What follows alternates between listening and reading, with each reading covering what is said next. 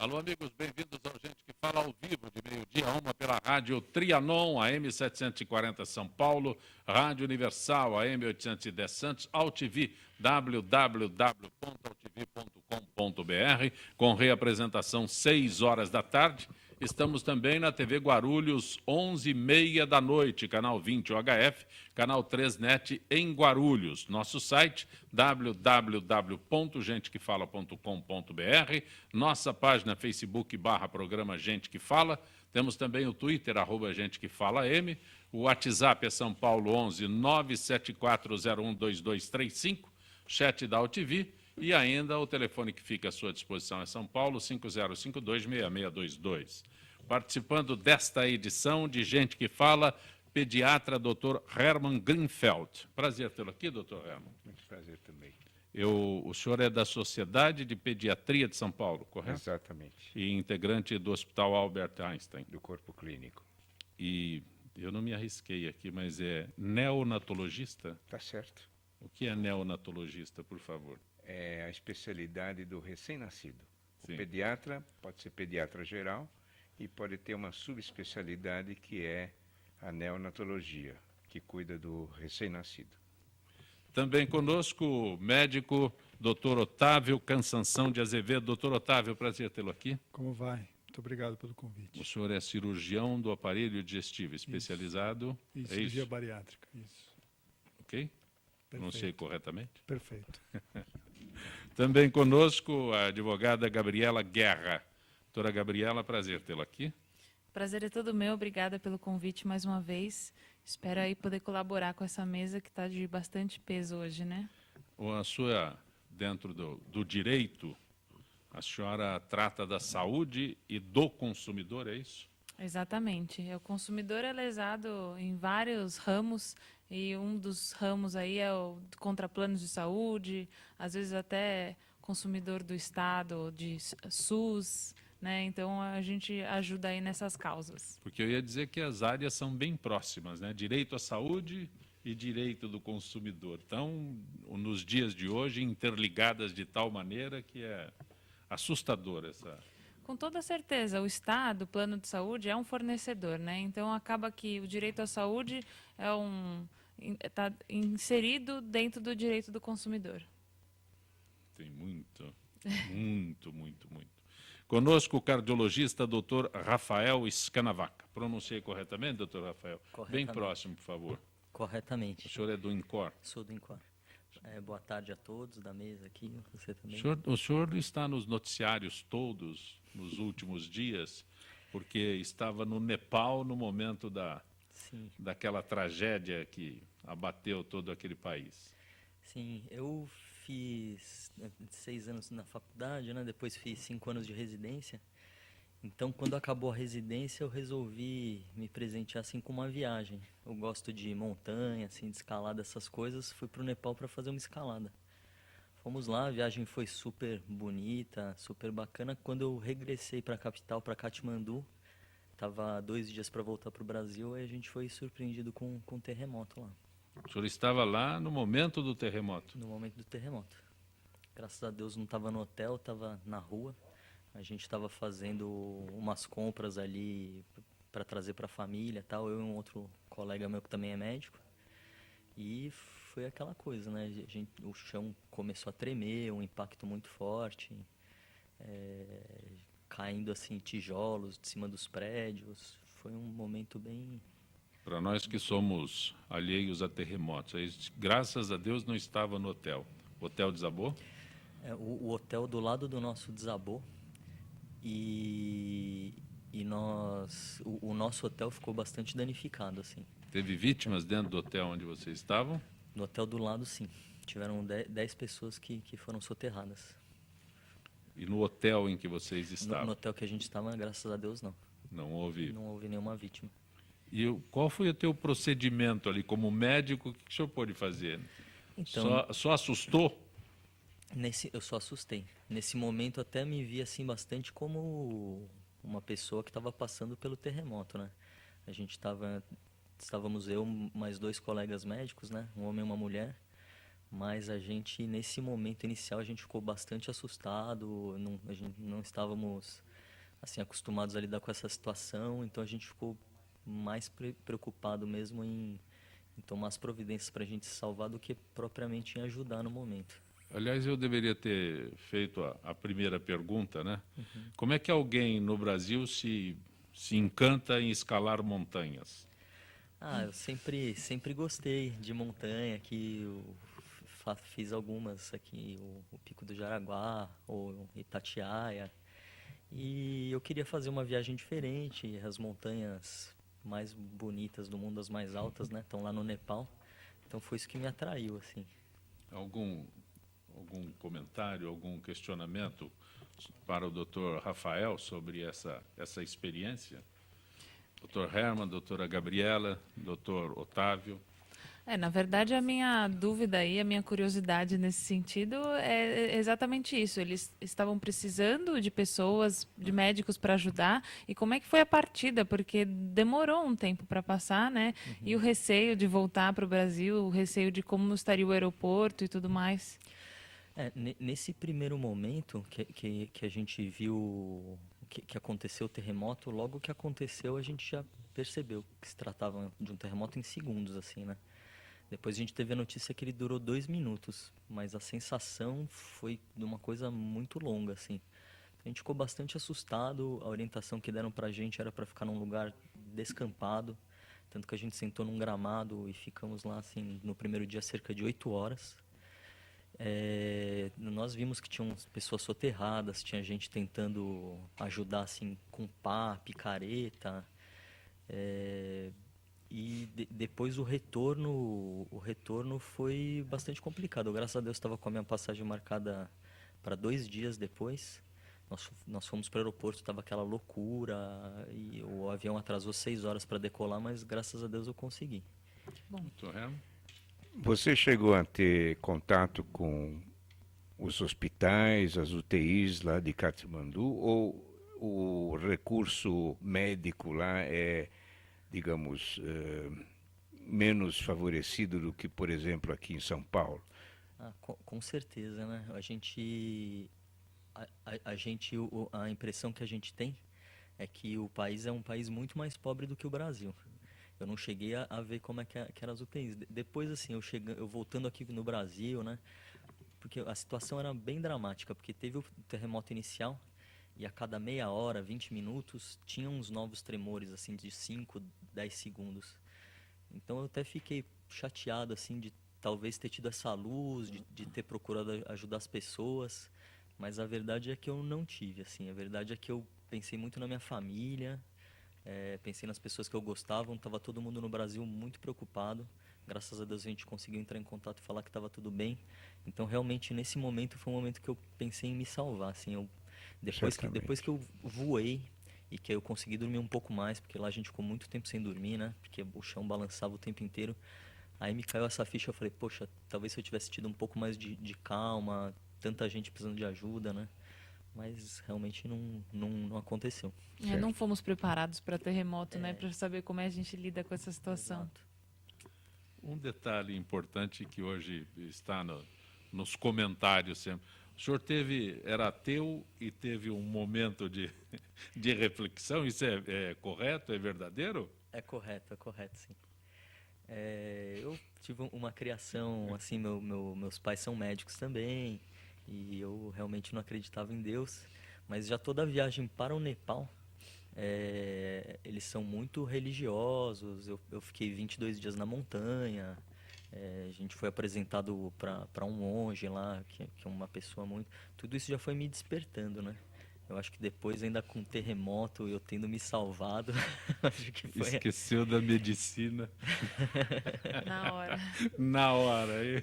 Pensa em Deus imediatamente. Na hora que aperta, né? Na hora que acho que aperta. todo o processo que veio antes, acho que foi bastante interessante. Doutor Otávio, por que nem todo mundo consegue emagrecer? Boa pergunta essa.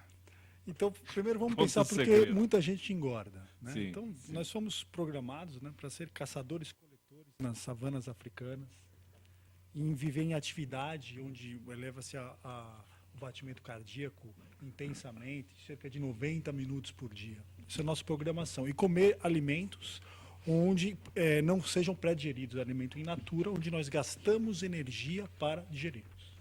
Então, a nossa sociedade moderna é um modelo experimental da obesidade.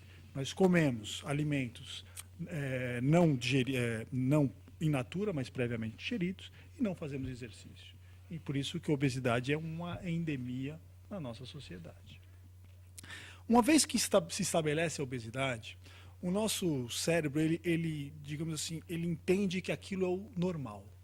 E uma série de hormônios digestivos, principalmente, eles vão circular, serem liberados, serem regulados, baseados onde? Aquele peso é o seu peso normal. Então, para você quebrar isso, para você reprogramar o seu cérebro com dietas ou com medicamentos, é muito difícil.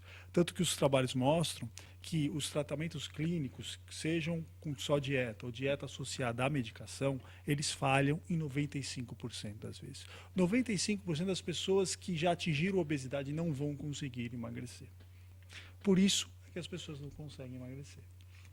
Aí, eventualmente, nesses casos extremos, é que entra a operação bariátrica. O que é que ela faz? Ela vai reconfigurar o seu tubo digestivo. Reconfigurando o seu tubo digestivo, ela vai mudar as liberações e inibições dos seus hormônios digestivos. Então, os hormônios da fome vão ser menos liberados e os hormônios da saciedade vão ser mais liberados. Este é o fator principal que as pessoas conseguem emagrecer com a cirurgia bariátrica. Não só a restrição alimentar. Então, é uma associação da restrição alimentar com a reconfiguração dos hormônios digestivos que propiciam, digamos assim, um novo ajuste no cérebro para você ter um peso mais perto de um peso saudável. Vou aproveitar o momento aqui no senhor. Eu sou um glutão, né? Então, o meu cérebro está condicionado a ingerir quantidades enormes de alimentos, né? Aí, neste quadro que o senhor desenhou e esclareceu, né, a cirurgia altera esse meu procedimento de ser glutão. Exato, porque muito da fome que você sente é baseado é hormonal, são hormônios digestivos. E a saciedade também são hormônios digestivos. A cirurgia ela vai reconfigurar. Você provavelmente, como mostra seus trabalhos, os pacientes obesidades, os glutões, eles têm muito hormônio da fome circulante e pouco hormônio da saciedade.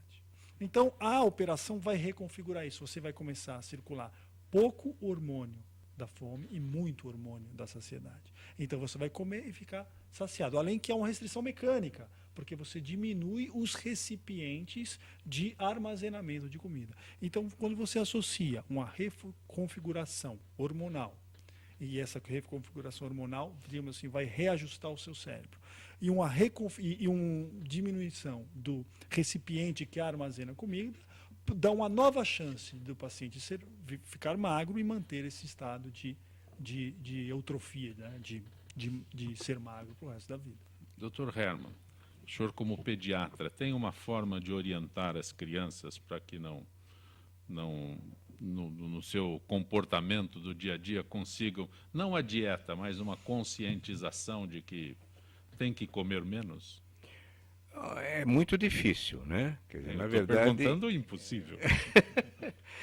Não é impossível, mas uma das obrigações do pediatra é fazer a orientação nutricional da criança.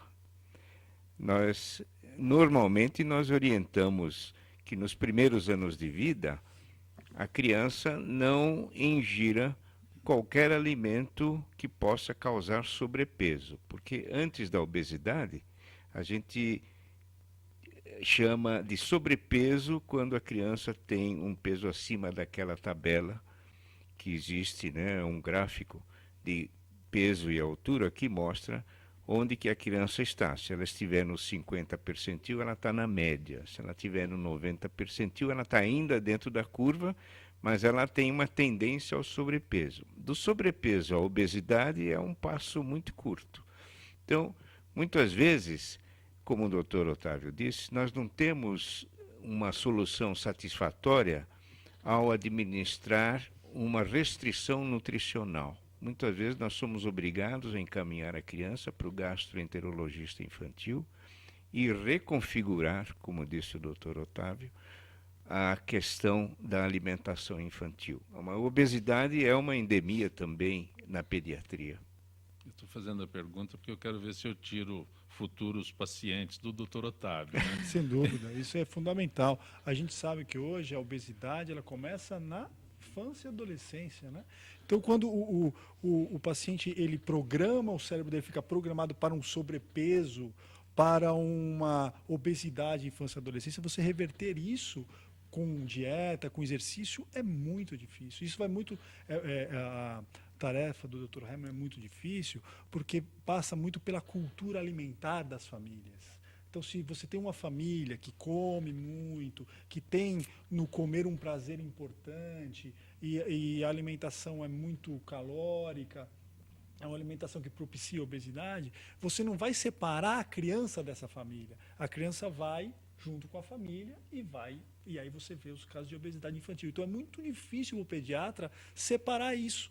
E muito difícil, ou quase impossível, o pediatra você mudar a cultura da família inteira. Né? Por isso que é tão difícil. Estou fazendo a relação aqui. Nós temos o dúvida. pediatra, Sem o dúvida, senhor... começa E vai acabar no Dr. Rafael aqui. Eu também cardiologista. eu ainda tenho relação Mas jurídica acho que também com depois, isso. Né? Ei, doutor Rafael, acho que é um ciclo aqui que até chegar na doutora.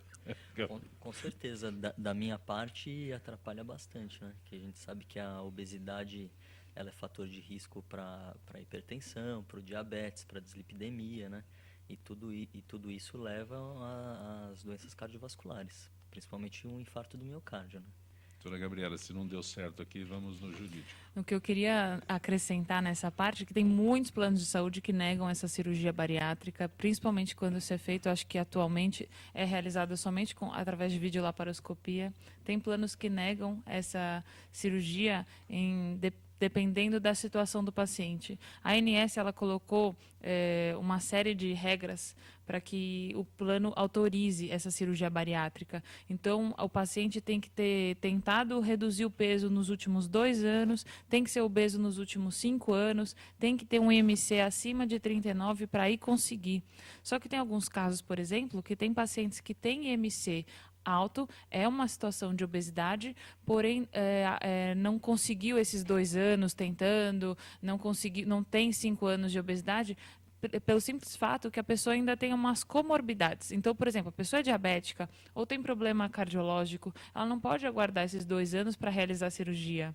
E aí o plano nega porque diz que não preencheu os requisitos. Mas a gente está lutando aí com a vida da pessoa. Eu estou tentando entender. A senhora fala numa idade, a senhora dá anos, né? Dá prazo, idade. A ANS tem diz 5 anos de obesidade. 5 anos de obesidade, 2 anos tentando emagrecer, reduzir de outra forma. Não conseguiu, aí vai para a sala de cirurgia. Eu passei a vida tentando emagrecer. Então, pois já se o posso plano negar, você pode me procurar.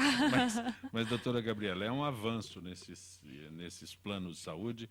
Nós tivemos a possibilidade agora de um transplante através de um plano de saúde. Isso. É um avanço. Não digo que é um avanço do plano, eu digo que é um avanço da não. justiça que garante isso aos pacientes, né? Porque, bom, o que acontece? Esses planos de saúde, eles estão limitados àquela regra da ANS. Eles dizem que tudo o que a ANS autoriza, libera, é isso que eles se limitam.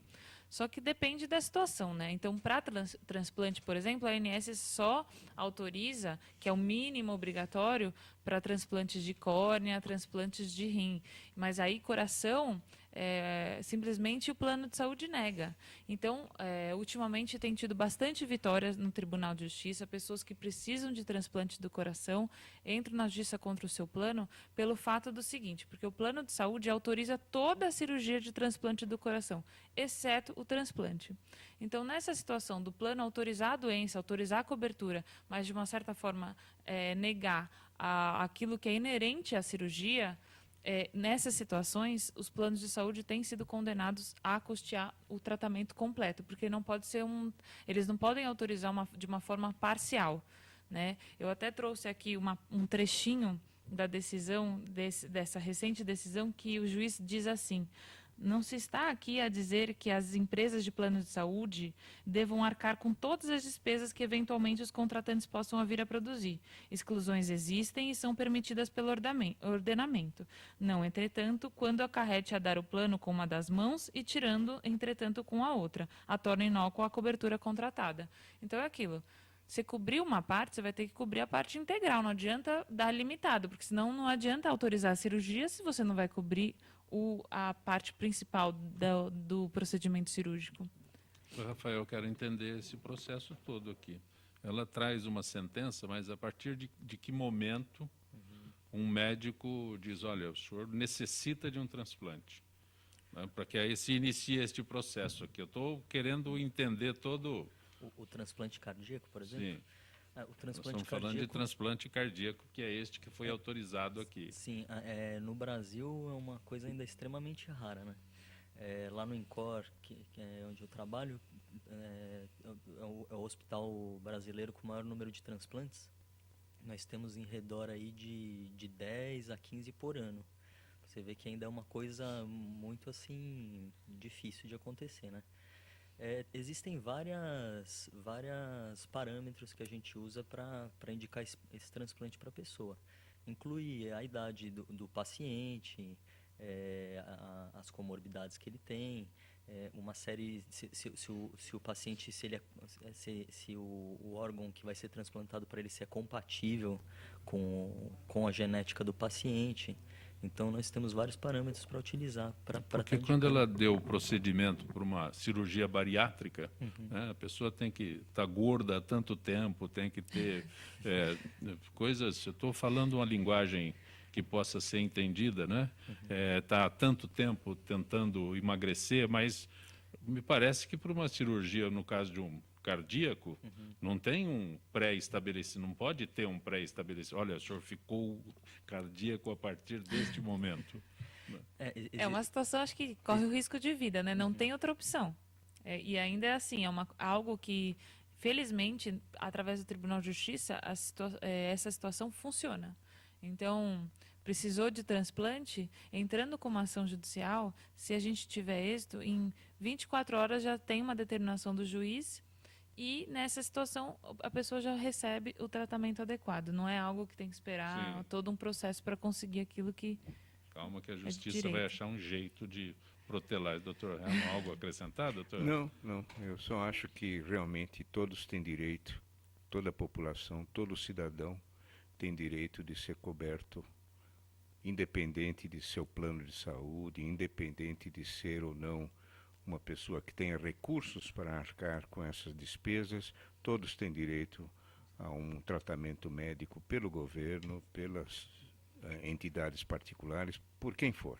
Está garantido na Constituição, né, doutor? Está garantido na Constituição. Então, mas temos que lembrar sempre isso. Exatamente. Doutor Otávio, Carla Pino, de Santana de Parnaíba, o IMC é médico de que forma? É isso? Não tô entendendo. Medido. Ah, tá. O IMC medido, né? É um índice que a gente usa muito para indicação. Está escrito né? médico aqui, tem tanto médico na mesa que eu achei que fosse então, correto. ele é medido, você pega o peso do paciente e divide pela altura, pega o resultado, divide pela altura de novo. Então, é o peso dividido pela altura ao quadrado. Então, você pega o peso, divide pela altura, isso dá um resultado. Divide pela altura de novo, isso é um índice, né, que é o peso por metro quadrado do paciente. Então, para a cirurgia bariátrica, os pacientes que tiver um índice maior do que 40, tem uma indicação de operação. E os que tiverem entre 35 e 40, com alguma comorbidade associada à obesidade, por exemplo, diabetes, pressão alta, dislipidemia. Então, esses pacientes também são candidatos a operações. Existem outros pré-requisitos, né, que foram pré-requisitos que o Conselho Federal de Medicina lançou e aí a ANS incorporou para a liberação dos planos, que é, como a doutora falou, você tem que ter uma obesidade estabelecida há mais de 5 anos, tem que ter tentado emagrecer por tratamento clínico, seja medicamentoso ou dietético, por pelo menos 2 anos, e tem que ter um risco cirúrgico compatível com o procedimento, não pode ser um paciente que tenha um risco muito elevado. É correto quando se diz que pessoas com diabetes estão procurando a cirurgia bariátrica? Veja, com diabetes, porque quando você fala em diabetes existem vários tipos de diabetes, né? Diabetes uma gama enorme, é uma doença que existem várias situações de diabetes. Então tem a diabetes, aquela diabetes que vem desde a infância, chamada diabetes tipo 1, que em geral os pacientes não é associado com obesidade, esse paciente não tem indicação de operações bariátricas. Porém, o paciente que tem obesidade e diabetes, isso é um reforço para uma possível operação, porque nós sabemos que quando esse paciente emagrece, ele tem uma grande chance de ou melhorar muito, ou até mesmo a obesidade ser completamente controlada, não só porque ele emagreceu, mas porque naquela mudança de configuração do tubo digestivo, são liberados alguns hormônios que não só dão saciedade, mas também ajudam no controle ou até mesmo remissão do diabetes tipo 2, que é o associado à obesidade. Dr. Herman, Maria Castro de Salesópolis, quando o peso de um bebê pode ser considerado preocupante? É uma pergunta vaga, mas dá para a gente imaginar que o peso de um bebê ao nascer está em torno de 3 a 3,5 kg quando a criança é de termo. Então, peso normal ao nascer, 40 semanas de gestação, 3 quilos, 3,5 kg, 3,8 kg, é um peso normal. A obrigação do pediatra, na verdade, é fazer uma sequência de tomadas de peso ao longo do primeiro ano. E é aí que o pediatra intervém no caso de haver um excesso de peso ou uma falta de ganho de peso.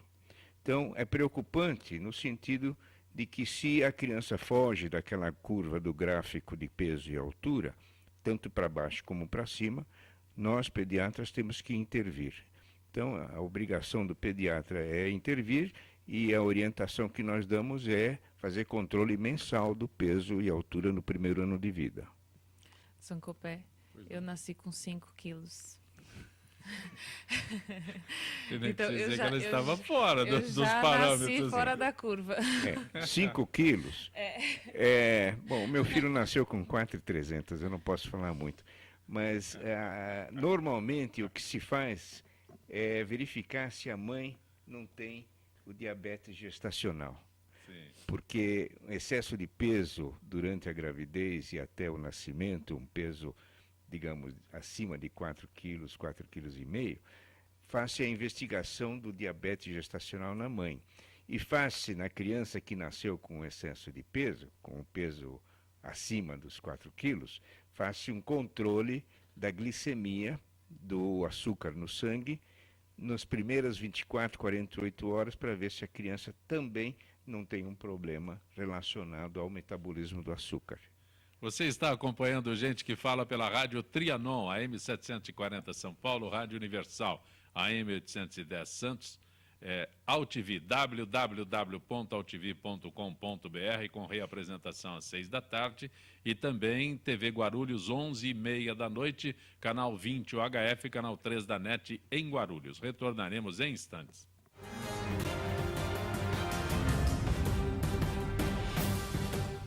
Bom, quero deixar aqui os meus parabéns para os 15 anos do Gente que Fala, esse debate diário importante, que ajuda a população a pensar.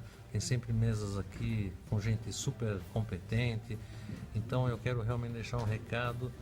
Acho que a cidade ganha muito com um programa como esse. Debates são fundamentais para a gente formar opiniões, repensar posições. E essa é uma oportunidade preciosa. Parabéns, Gente que Fala.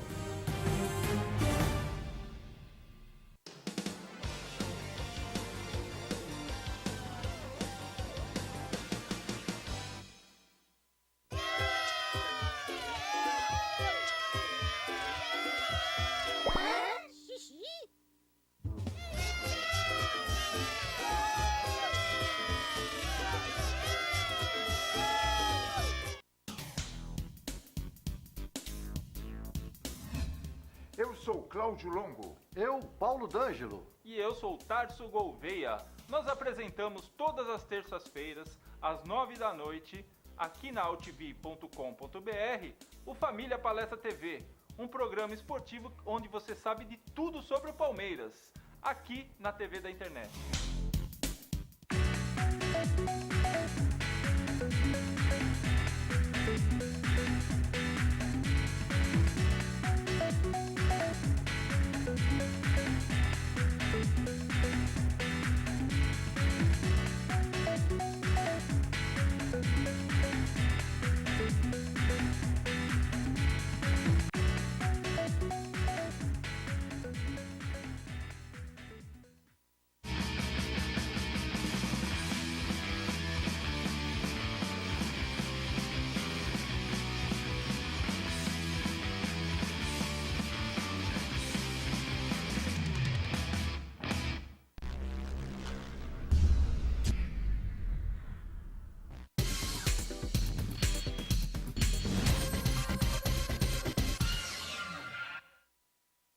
Tudo tem a ver com alguma coisa.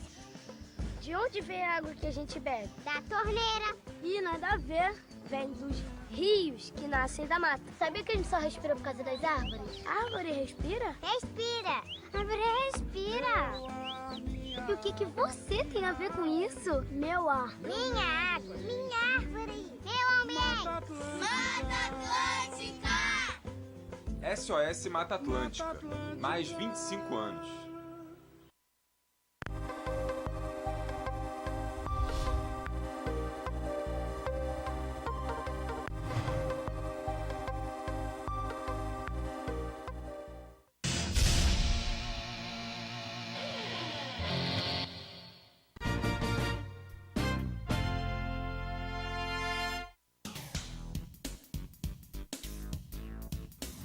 Sim, meus amigos, muito prazer, sou Sérgio Oliveira e estou aqui para lembrar vocês que toda segunda-feira, 9 horas da noite, eu estou aqui na TV da internet com o Futebol Alternativo TV. Sim, Série D, Série C, Copas Estaduais, as divisões de acesso, tudo aquilo que nenhum outro programa esportivo fala, tem a coragem, a capacidade de falar, nós falamos aqui na TV. Toda segunda, 9 horas da noite, só aqui na TV da internet.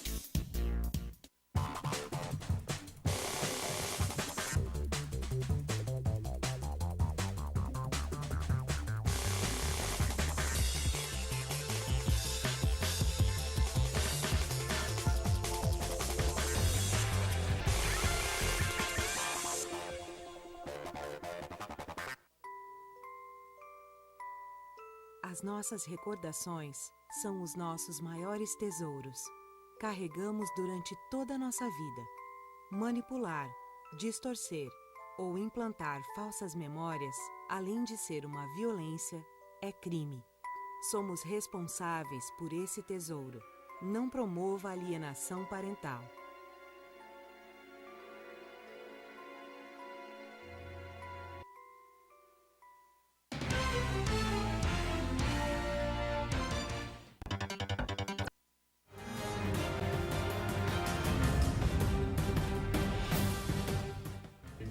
Eu sou Maria Cândida, sou jornalista e eu fico muito feliz que programas como Gente que Fala estão no ar por 15 anos. Que maravilha, né? Parabéns para vocês.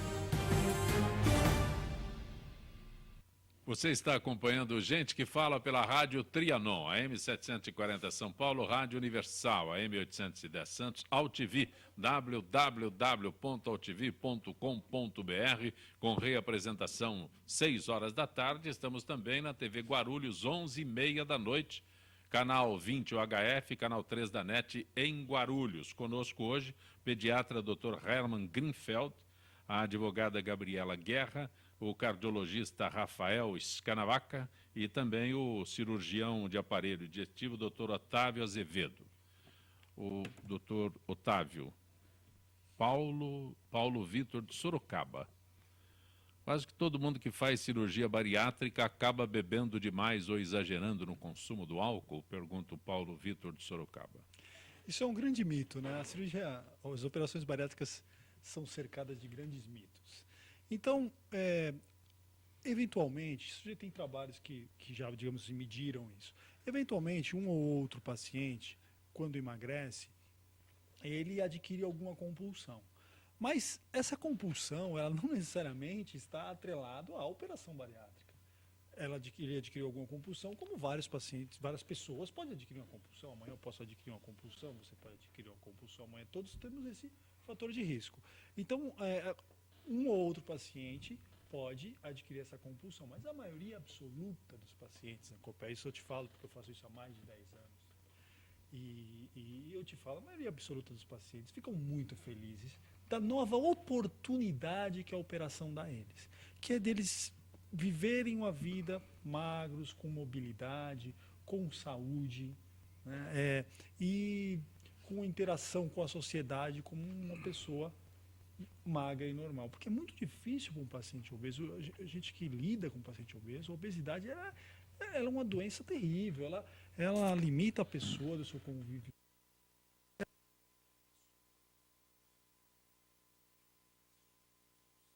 A vida cotidiana, nas mínimas coisas. Então o paciente ele tem vergonha de ir a um restaurante, porque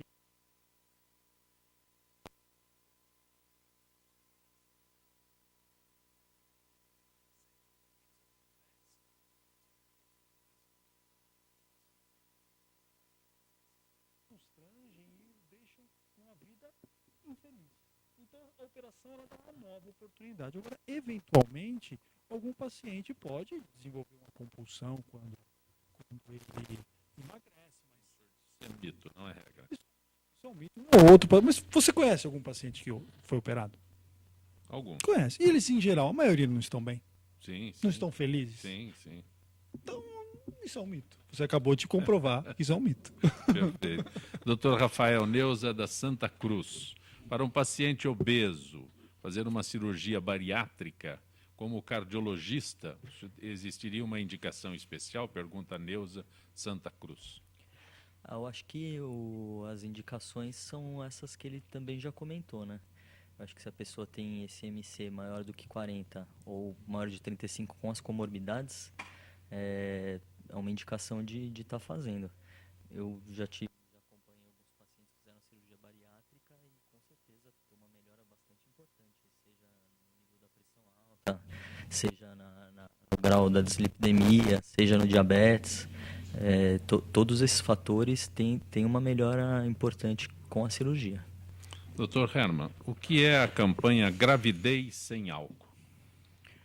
É uma campanha que foi lançada pela Sociedade de Pediatria de São Paulo há alguns anos atrás, e nós já tivemos uma eventualidade em que a campanha se manifestou publicamente. Foi quando nós fizemos e organizamos na sociedade uma caminhada com o hashtag Gravidez Sem Álcool, patrocinada em termos pela Patrícia Bravanel, que é a filha do Silvio Santos, e que encampou a ideia da campanha. E essa caminhada se realizou em setembro de 2014, no Parque Vila Lobos. O sucesso foi muito grande.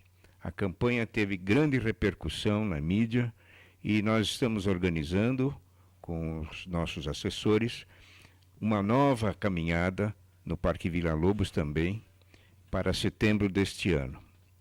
E houve até uma repercussão em alguns estados do Brasil. No Rio de Janeiro, nós já soubemos que também estão organizando uma caminhada nas praias do Rio de Janeiro, no sentido de reforçar a necessidade de que a gravidez seja totalmente livre de bebida alcoólica.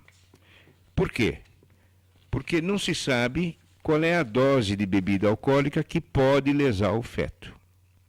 Então, como não há nenhum trabalho científico que diga muito, médio ou pouco álcool pode lesar, nós resolvemos encampar também a ideia, que já é bastante divulgada nos outros meios científicos, principalmente do hemisfério norte, de que qualquer dose de bebida alcoólica deverá ser evitada durante a gravidez. Em qual estágio? Em qualquer estágio da gravidez.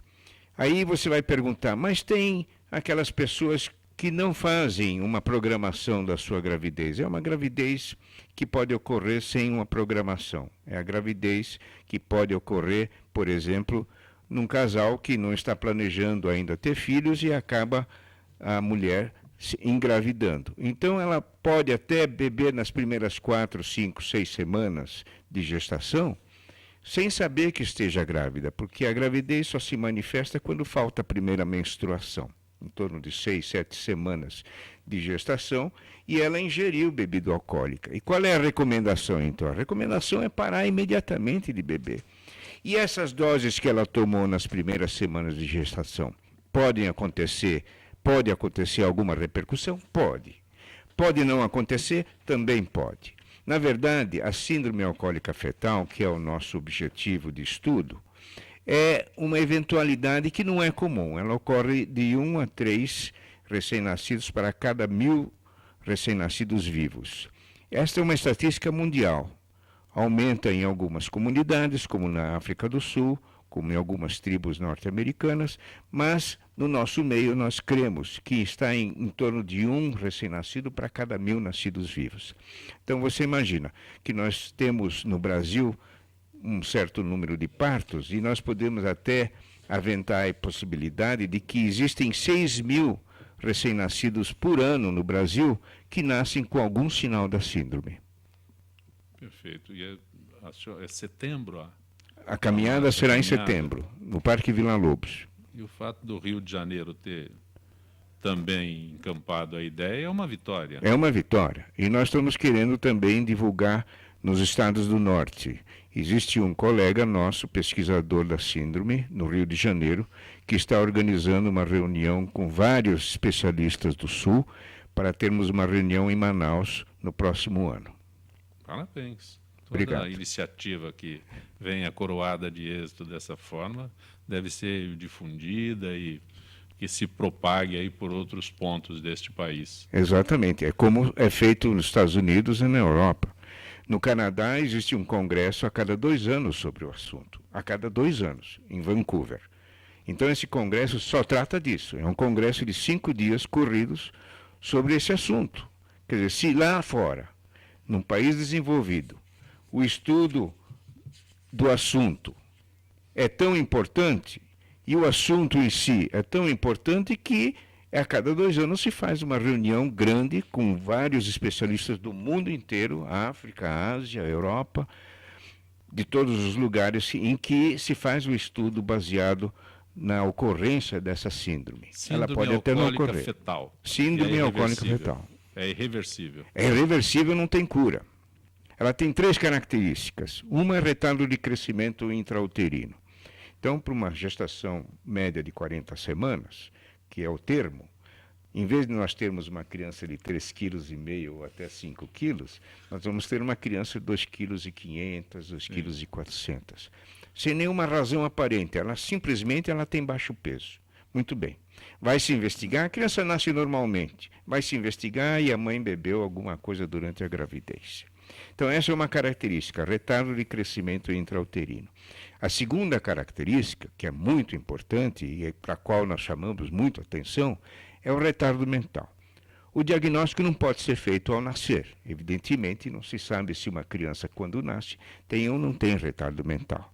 Mas a partir dos 4, 5, 6 anos de idade, quando a criança vai para a escolinha, e existe uma dificuldade tanto comportamental quanto na parte daquilo que a gente chama de aprendizado e memória, que é a cognição da criança, a professora chama o pai e a mãe para perguntar se houve algum problema durante a gravidez daquela criança, porque ela não consegue se comportar, não consegue se concentrar, tem até aquele distúrbio de atenção e hiperatividade, e aí a mãe confessa, eu todo fim de semana tinha um churrasco na minha casa, e o obstetra não causou nenhum problema, não me indicou nada que fosse assim no sentido de proibição de bebida alcoólica. E eu bebia cerveja, 2, 3, 4 cervejas todo fim de semana.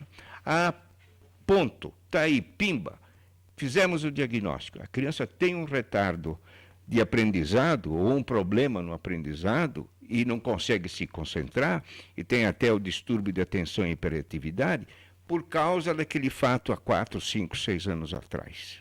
Então isso é muito importante. Daí a nossa necessidade de repisar para todos os especialistas, para todas as grávidas que estão nos ouvindo, que é absolutamente proibido ingerir, tolerância zero para bebida alcoólica durante a gravidez. Parabéns. Obrigado. Doutor, cadê? Me perdi aqui, não. Doutor Otávio, tenho 1,72 m, 120 quilos, tomo 2,5 litros de refrigerante por semana, como bacon todos os dias. Existe contraindicação? A pergunta é do Tadeu Ramos, de Santo André. Então, vamos fazer um cálculo aqui. Deixa eu calcular o IMC do Tadeu, né? É Tadeu. 1,72 m, 120 quilos. IMC do Tadeu. Se alimenta bem, Tadeu. Né? Então, 1,72 m. Todos os dias é fogo, né? 120 quilos. 120 dividido pelo... Ele tem 40,5 de MC. Então, é um candidato a uma operação bariátrica. O fato da alimentação, é interessante essa pergunta do Tadeu, porque o fato dele se alimentar assim, a contraindicação é a seguinte. O Tadeu tem que responder a ele mesmo, não a mim ou a alguma outra pessoa, mas a ele mesmo, o que é a comida na vida dele. Se a comida na vida do Tadeu foi algo fundamental, se ele se imaginar no futuro sem essa alimentação e se ele se imaginar infeliz, essa é a contraindicação. A contraindicação é ele não estar disposto a abrir mão desse tipo de alimentação. Então ele vai continuar gordinho. É ele que tem que responder isso, né? Inclusive, doutor, sempre quando chega clientes para mim, eles sempre trazem junto um relatório de um psiquiatra, alguma coisa psicólogo, dizendo que a pessoa está apta a fazer essa cirurgia, exatamente para preparar a cabeça da pessoa para virar uma cabeça magra? É como se fosse isso? A função do psicólogo é fazer o paciente entender algumas coisas. Primeiro, que ele não vai mais poder chegar na churrascaria e comer a churrascaria inteira. Isso vai acabar. Se isso for algo importante para ele deve repensar a operação. E segundo, que é muito importante, o paciente entender que a operação vai tornar ele de uma pessoa gorda a uma pessoa magra. Só isso. Os problemas dele vão continuar lá. Todos os outros problemas. A cirurgia não vai resolver os outros problemas dele. Porque às vezes a pessoa bota muita expectativa na operação, achando que ela vai resolver várias coisas na vida, e não é verdade. Então o psicólogo vai só reduzir o peso, não resolver os problemas da vida da pessoa. Simplificando. Então, exatamente. Então o psicólogo chama o paciente a essa reflexão.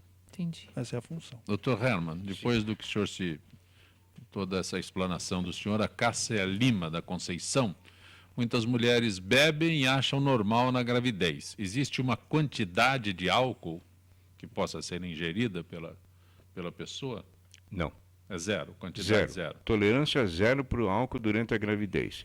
Se for uma bebedora social, vamos dizer, costuma tomar um vinho com seu marido há muitos anos e eventualmente está planejando ficar grávida, se engravidar, não beba. Se beber, não engravide. Então, é um período da vida curto, de certa forma, né? 8 meses e meio, 9 meses. É um período curto em que ela vai se abster da bebida alcoólica. Então, a abstinência, nessa fase da vida, não é só para ela, é para o seu feto e para a sua família. Não é? Porque toda vez que nós temos uma criança com algum problema, seja ele de comportamento, seja porque não consegue aprender nem memorizar, seja porque até tem problemas judiciais no futuro, porque favorece a criminalidade nessas crianças, nós estamos envidando esforços para que a nossa juventude, para que as mulheres jovens que estão engravidando, tenham uma prole totalmente livre de qualquer problema de ordem comportamental ou ordem de cognição. Doutor Herman, e na amamentação? Na amamentação, o leite também pode ser veículo de álcool durante a amamentação. O que eu quero dizer é o seguinte, existe uma certa alcoolemia, ou seja, a quantidade de álcool no sangue da mãe. É claro que a glândula mamária filtra algum desse álcool, alguma quantidade do álcool, mas pelo menos 2% passa. 2% da alcoolemia que a mãe tem passa para o leite, e daí para o nenê. E há consequências, na verdade. É um período tão curto da vida para ter um bebê, por que não alterar um comportamento, né? Sem dúvida. É Sem muito dúvida. simples. Sem Doutora dúvida. Gabriela, quando se faz um plano de saúde, tem que negar a gravidez para fugir de uma carência longa no caso do parto?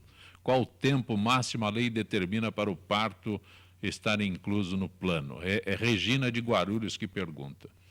Então, Regina, a carência para um novo plano para parto são 300 dias, né? Mas não é aí que você vai poder engravidar, é para o parto. Então, você computa aí um período que você tem que dar um intervalo e depois você pode engravidar, que aí vão passar o restante do tempo, né?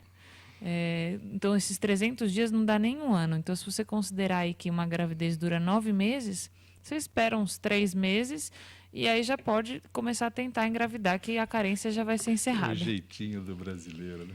Como é que eu faço para enganar o Pra plano de engabelar os saúde, lamentavelmente. Dr. Herman, Pedro Santos. E fumar durante a gestação? Paciente fumante estaria disposta a reduzir, auxilia? Sobre o fumo durante a gestação. Ao contrário do álcool, o álcool é até chamado de causador de malformação, né? Uma grande tragédia do consumo de álcool na gravidez é a presença de malformações, que eu não falei a respeito disso porque é um pouco complicado. Mas em relação à nicotina, o consumo do cigarro durante a gravidez pode levar também ao baixo peso, ao retardo de crescimento intrauterino. Não existe a possibilidade, ou pelo menos não está descrita na literatura, qualquer possibilidade de alterações maiores em relação à nicotina. Mas o baixo peso é uma das consequências do consumo de nicotina durante a gravidez. Então, também está proscrito o uso de cigarro durante a gravidez, totalmente proscrito. Doutor Rafael, doenças cardiovasculares, eu posso dizer que se tornam a principal causa de mortes no Brasil? Com certeza.